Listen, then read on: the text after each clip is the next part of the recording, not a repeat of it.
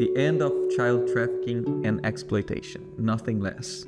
This is very audacious, but that's the first time that I've seen somebody assuming this responsibility. And compassion is about responsibility. So if you have the courage to assume that it's your responsibility to end child trafficking, count me in. I'm gonna assume that as my responsibility too, because it is ambitious, but it is possible. What drives child trafficking and exploitation is behavior. And behavior, we change behavior. We change behavior with love, we change behavior with compassion, we change behavior with example. I think people all over the world can do that.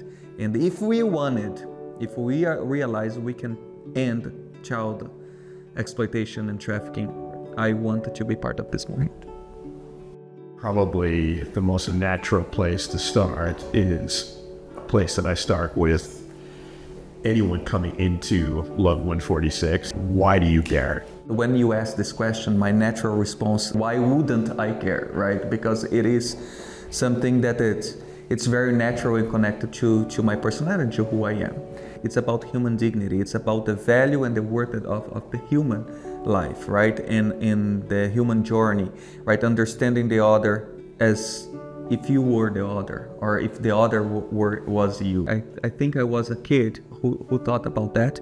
My grandmother was not a trained social worker, but that's the best definition. And she would run some community centers in Brazil and dealing with poverty. And that was very early stage. I have memories of being in that place, right? And also my father was a criminal prosecutor, right? Who pioneered restorative justice in Brazil in the end of 80s and beginning of 90s. So that was very strong for me growing up. And these kind of situations, like domestic violence, children being exploited, and my own friends could not play with me because they needed to go to the agriculture farms and like because they were working. And normalizing the situation was part of me growing up in a very, very close relationship. And I do not want to live in a world that we normalize human rights abuse.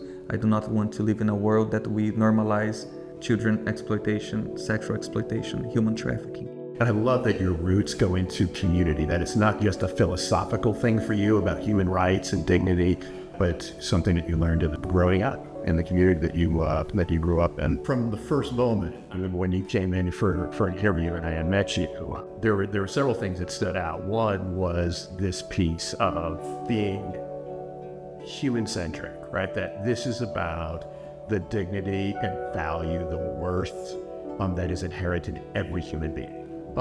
Immediately jumped out at me. Not only are you coming with this tremendous set of skills and background, but your life experience, your bottom line heart for the individual was just, grabbed me right away. And so that was when I went home and told my wife. I was like, I think I just met the next CEO of Love 146. I hope he's going to be the next CEO of Love 146. So I'm really, really happy that that's turned out that way for sure. If we choose to be a human dignity organization that's pro-human dignity, we choose that one life is dignifying enough for us to do whatever we can do to protect that. You know, as you know, defined hope is one of our core values as an organization. Talk to me about hope. If you do not have hope, you ended up accepting conditions.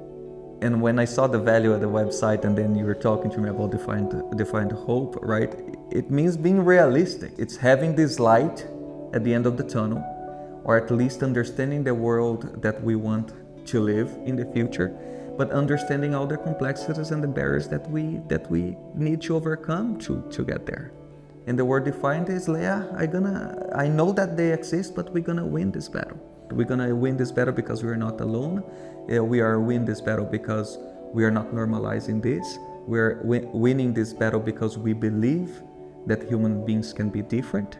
It's a very beautiful definition of not only what we need for this work that we do, that stuff, but also for all aspects of our lives, right? It's a defined hope. It brings the realism that we need to have in order to be able to move any needle we want.